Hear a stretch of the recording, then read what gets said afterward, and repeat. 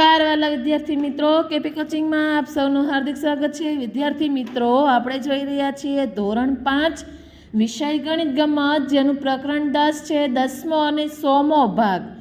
આગળના વિડીયોમાં આપણે જોયું હતું મહાવરો 1 અને 2 નું સોલ્યુશન। આજના વિડીયોમાં આપણે જોઈશું મહાવરો 3, જેમાં આપણે આજે શીખીશું 100મો ભાગ। તો જોઈએ પ્રશ્ન 1, સૂચના મુજબ નીચે આપેલા ખાનામાં રંગ પૂરો। 0.55 ભાગમાં લાલ રંગ છે। આ કુલ ખાના છે ને, 100 ખાના આપેલા છે, એમાં તમારે કુલ 55 ભાગમાં લાલ રંગ પૂરવાનો છે। તમે પછી આડા 55 ખાનામાં પણ પૂરી શકો અને ઊભા ગણતરી કરીને પણ 55 પૂરી શકો। ટોટલ તમારે 55 ખાનામાં રંગ પૂરવાનો છે। ત્યારબાદ બીજામાંથી 0.25 ભાગમાં કેસરી રંગ અને 0.25 ભાગમાં લીલો રંગ। તો આ 100 બોક્સમાં તમારે 25 ખાનામાં લીલો રંગ પૂરવાનો છે અને 25 ખાનામાં કેસરી। તમે તમારી રીતે ડિઝાઇન પાડી શકો છો। જો ઉપર આ ઉદાહરણ બતાવું છું તમને, ચાલો નવું શીખીએ એમાં। આ પ્રમાણે પણ તમે રંગ પૂરી શકો છો। ત્યારબાદ 0.35 ખાના ભાગમાં પીળો રંગ। 35 ખાનામાં કેવો રંગ કીધો? પીળો। અને 0.25 ભાગમાં વાદળી, તો 25 ખાનામાં વાદળી રંગ અને 35 ખાનામાં પીળો રંગ પૂરવાનો છે। ત્યારબાદ બાજુમાં જોઈએ તો કે 0.20 ભાગમાં વાદળી રંગ અને 0.20 ભાગમાં પીળો રંગ। તો આ 100 ખાનામાંથી તમારે 20 ખાનામાં વાદળી અને 20 ખાનામાં પીળો રંગ પૂરવાનો છે। ત્યારબાદ જોઈએ સામેના પેજ ઉપર આવીએ આપણે। પ્રશ્ન 2, સેન્ટીમીટરને મીટરમાં ફેરવો। હવે 1 મીટર બરાબર કેટલા સેન્ટીમીટર થશે? તો કે 100 સેમી। ઉદાહરણ આપેલું છે 45 સેમી, ભાગાકાર કરવાનો છે 100 સાથે, એટલે આને બે રીતે તમે કરી શકો। ભાગાકારની રીતે પણ કરી શકો, અથવા તો 38/100 મૂક્યા છે મેં, પાછળ 100 એટલે 2 પોઈન્ટ આવી ગયા। 1 મીટર બરાબર 100 સેમી, તેથી આપણે સેન્ટીમીટરના આપણે 100 સેમી મૂક્યા। હવે 2.0 છે, તેથી આગળ પોઈન્ટ આવશે, તો કે 84 સેમી છેદમાં 100, તો 0.84। ત્યારબાદ નંબર 3, 66 છેદમાં 100, તો જવાબ આવશે 0.66 મીટર। છેદમાં 100, તો જવાબ આવશે 0.54। ત્યારબાદ 92 સેમી, તો મીટરમાં ફેરવવા હોય તો લાવશે 0.92 મીટર। ત્યારબાદ હવે જોઈએ પ્રશ્ન 3, મીટરને સેન્ટીમીટરમાં ફેરવો। તો આપણે લખીશું 0.47 સેન્ટીમીટર એટલે કે 100, આપણે પ્લસ ગુણ્યા કરીશું ને, તો 47 ગુણ્યા 100 છેદમાં 100 ઉડી ગયા, જવાબ આવશે 47 સેમી। ત્યારબાદ 0.33 ગુણ્યા 100, તો 33 ગુણ્યા 100 છેદમાં 100 ઉડી ગયા, જવાબ આવશે 33 સેમી। ત્યારબાદ દાખલા નંબર 3, 0.59 ગુણ્યા 100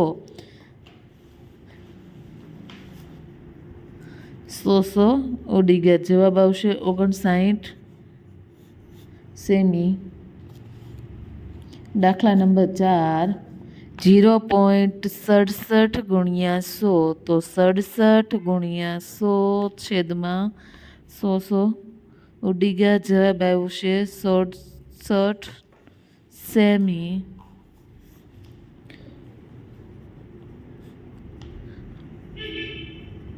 82 ગુણ્યા 100 છેદમાં 100 ઉડી જશે, જવાબ આવશે 82 સેમી। દાખલા નંબર 6, 0.93 ગુણ્યા 100, તો 93 ગુણ્યા 100 છેદમાં 100, જવાબ આવશે 93 સેમી। 80 ગુણ્યા 100 છેદમાં 100 ઉડી જશે, જવાબ આવશે 80 સેમી। ત્યારબાદ પ્રશ્ન 4 છે, નીચે આપેલા જુદા જુદા દેશના પૈસાને આપણા દેશના પૈસામાં બદલાવેલ છે તેના આધારે પ્રશ્નોના જવાબ ગણતરી કરીને લખો. અહીં આપણને 6 દેશના નામ આપેલા છે, ત્યાં જે ચલણ હોય તેના નામ છે એને આપણા ભારતીય પૈસામાં બદલાવીને લખેલા છે. પહેલું છે, કયા દેશના પૈસાની કિંમત ભારતીય રૂપિયા કરતાં ઓછી છે? તો જવાબ આવશે કોરિયા. આપણે લખીશું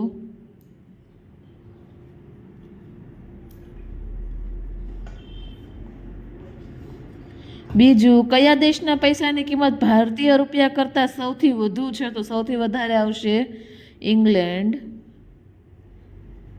ત્યારબાદ નંબર 3, અમેરિકા રહેતા જયાના મામાએ તેના માટે $10 મોકલાવ્યા છે, તેમાંથી જયાએ 560નું પર્સ ખરીદ્યું. હવે તેની પાસે કુલ કેટલી રકમ બાકી રહેશે?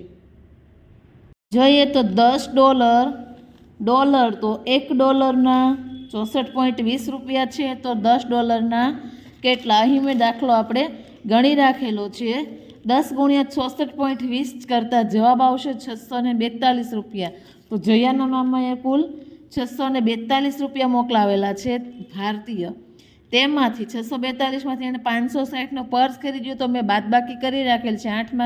2માંથી 0 જતાં 2 વધશે, 4માંથી 6 નહીં જાય તો ઉપર 14, બાજુમાં 5 આવશે, 14માંથી 6 જાય તો 8. તો હવે તેની પાસે કુલ કેટલા રૂપિયા બાકી રહેશે? તો કે $82. ત્યારબાદ જોઈએ દાખલા નંબર 4, અહમદના કાકા ચીનમાં રહે છે, તેમને કેટલો પગાર મળે છે? તો કે 2000 યુવાન પગાર મળે છે. અને મજીદના મામા શ્રીલંકામાં રહે છે, તેમને 4000 રૂપિયા પગાર મળે છે. તો પગારમાં સૌથી વધુ ભારતીય રૂપિયા કોને મળશે? તો પહેલાં તો આપણે આના 2 પાર્ટ પાડીશું. અહમદના કાકા તો એક યુવાનના બરાબર 10.18 રૂપિયા છે. તો 2000 યુવાન બરાબર કેટલા રૂપિયા? તો 2000 × 10.18, બાજુમાં આપણે ગુણાકાર કરીશું, ઘડીક પોઈન્ટ ભૂલી જવાનો છે. 2000 જવાબ આવશે 0 0 0,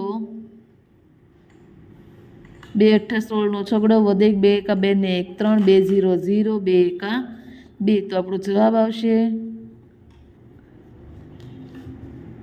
રૂપિયા. હવે મજીદના મામા જોઈએ. 1 રૂપિયા બરાબર આપણો રૂપિયા કેટલો છે ત્યાંના 1 રૂપિયા બરાબર 0.41 રૂપિયા. તો 4000 રૂપિયામાં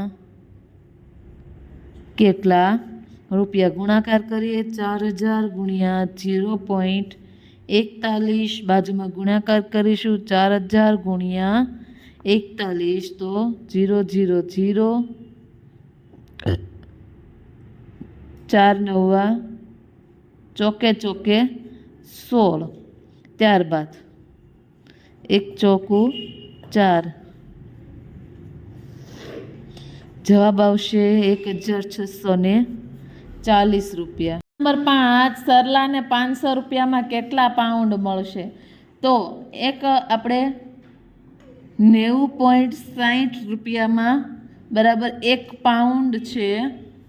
તો 500 રૂપિયા બરાબર કેટલા પાઉન્ડ? આપણે ભાગાકાર કરવાનો આવશે. 9060ના છેદમાં 500, 0 0 ઉડી જતા જવાબ આવશે 18.12 પાઉન્ડ.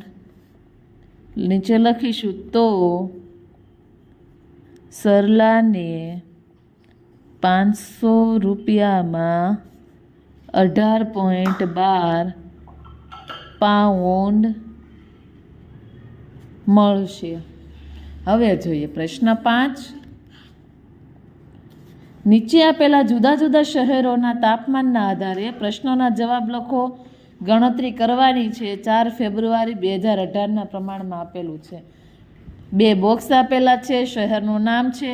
પહેલા બોક્સમાં વહેલી સવારના 3 વાગ્યાનું તાપમાન છે અને બીજા બોક્સમાં છે બપોરના 3 વાગ્યાનું તાપમાન. તો પહેલું કયા શહેરનું તાપમાન સવારે 3 કલાકે સૌથી વધુ હતું? તો સવારના બોક્સમાં આપણે જોઈએ 25.3, તો આપણે લખીશું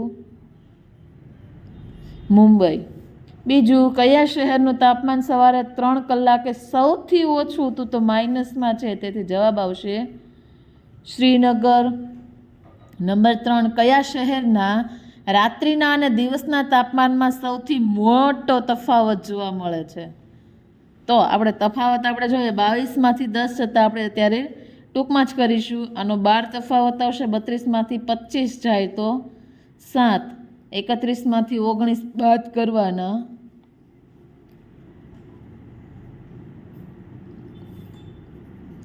21, 22માંથી 30માંથી 22 જાય તો 8, 14માંથી 3 -3 છે એટલે આનું આવશે 17, અને ભોપાલનું 30માંથી 17 જાય તો 23. જવાબ આવશે ભોપાલ. તો આપણે લખીએ ભોપાલ